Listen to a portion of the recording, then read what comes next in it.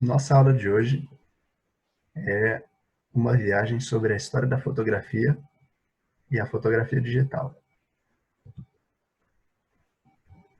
A fotografia significa basicamente desenhar com a luz. Do grego, phos significa luz e grafos, ou graph, significa pincel. Então, a fotografia é a arte de desenhar com a luz. A gente sabe que a gente desenha com lápis, com caneta, com lápis de cor, mas a luz também pode nos servir como instrumento para pintar ou para desenhar. E a fotografia é justamente isso, é você desenhar com a luz. A fotografia, ela é basicamente uma brincadeira que você faz com a luz. Então, se tem mais luz, se tem pouca luz, se você está de frente para a luz, se você está contra a luz, tudo isso vai influenciar na sua fotografia, nas cores, e a gente vai entender por quê. Veja bem, até a criação da fotografia, veja como era feito o retrato. Aqui a gente tem à nossa esquerda um quadro de Courbet. Courbet era um pintor e aqui a gente tem um autorretrato. A gente tem um autorretrato pintado por ele mesmo e até a fotografia existir, para você ter um retrato, era necessário que um artista fizesse o seu retrato. Claro que não era barato. Então, para você ter um retrato, ou você tinha um amigo artista, se você não tivesse muito dinheiro, ou você tinha um amigo artista que estivesse interessado em fazer um retrato seu, ou você pagava muito caro, ou então você era o próprio artista que fazia seu autorretrato. Agora, depois da fotografia, tudo mudou, né? Simplesmente com um clique é possível que você registre aí a sua imagem ou a imagem de outras pessoas que você goste ou a imagem de um momento que você queira guardar.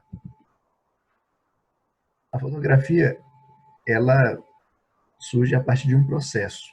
Primeiro, a gente vê que a pintura já buscava retratar as pessoas, as cenas, as situações cotidianas, os cenários que os artistas viam. Já existia, sempre existiu essa necessidade, esse interesse em retratar as coisas ou as pessoas. E depois de um processo muito longo, né, na história de pintores e tudo mais, passou a existir a câmara escura, que ela funcionava da seguinte forma: era uma grande caixa que tinha uma pequena abertura lá em um dos lados.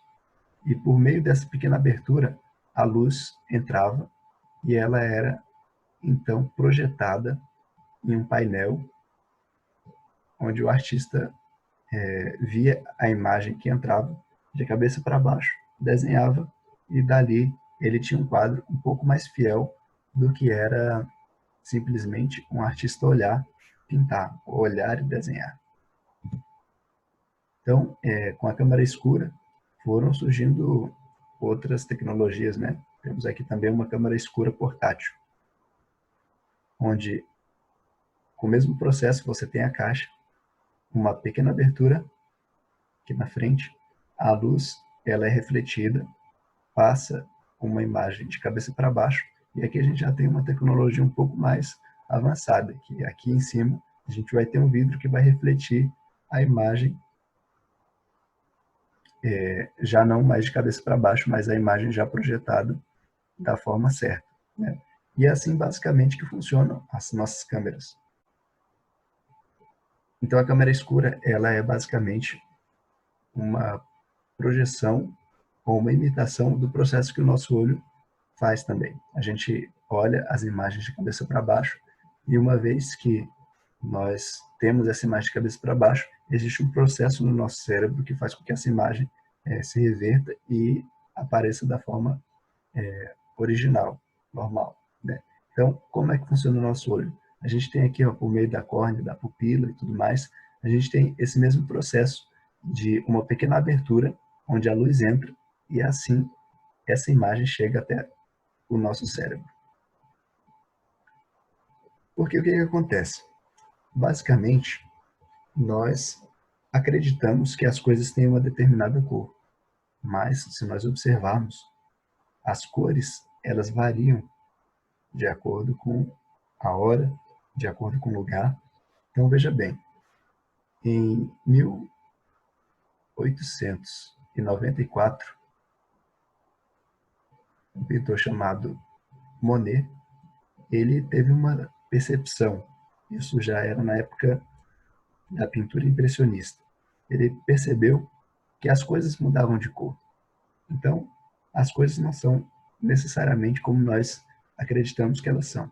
Eu não sei qual é a cor da roupa que vocês estão aí, por exemplo, agora, mas eu, por exemplo, estou com um casaco vermelho, ou vinho. O que acontece?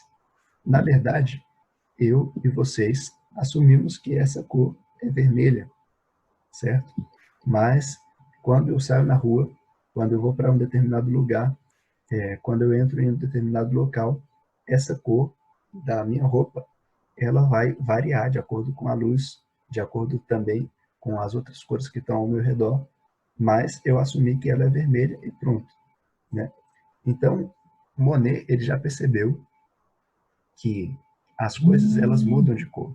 Então ele fez uma sequência de pinturas da Catedral de Rouen em que ele pintava rapidão a catedral para tentar absorver as cores que ele estava observando ali naquele momento.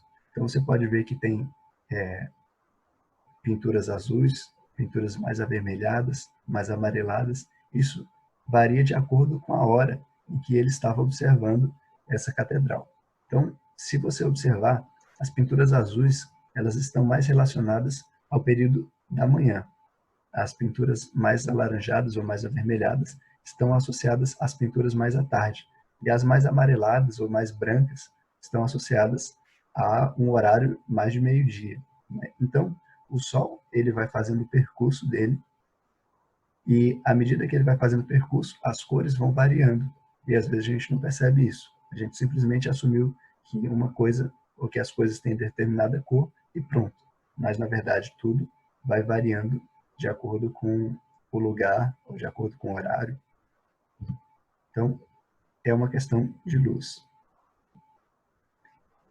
O que acontece? O nosso olho, ele é muito impressionante.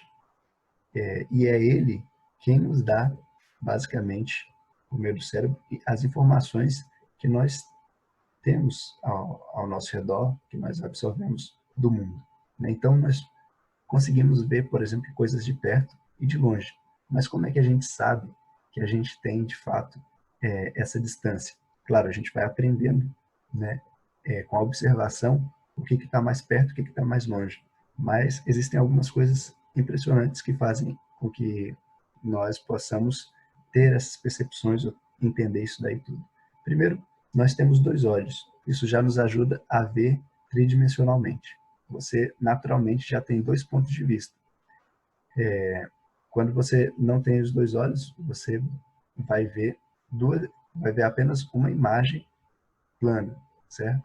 E com a sua experiência você vai acabar aprendendo o que está perto, o que está longe, mas é mais difícil. Então o que acontece? Cada olho ele vê uma imagem plana e o cérebro ele acaba fazendo o processo de juntar essas duas imagens e transformar em uma imagem tridimensional. Aqui a gente tem um exemplo, essa primeira imagem aqui, a gente tem um exemplo da paralaxe. Significa que a gente vai aprendendo o que está mais perto e o que está mais longe com a observação, mas, por exemplo, você percebe que quando você está andando de carro, ou até mesmo a pé, as coisas que estão mais perto de você, elas se movem mais rápido, e as coisas que estão mais longe, elas se movem mais devagar, ou às vezes nem se movem. Então, isso é um fenômeno que a gente acaba percebendo e entendendo que o que está mais perto da gente se move mais, o que está mais longe se move menos, e a gente vai captando aí, entendendo basicamente a distância das coisas.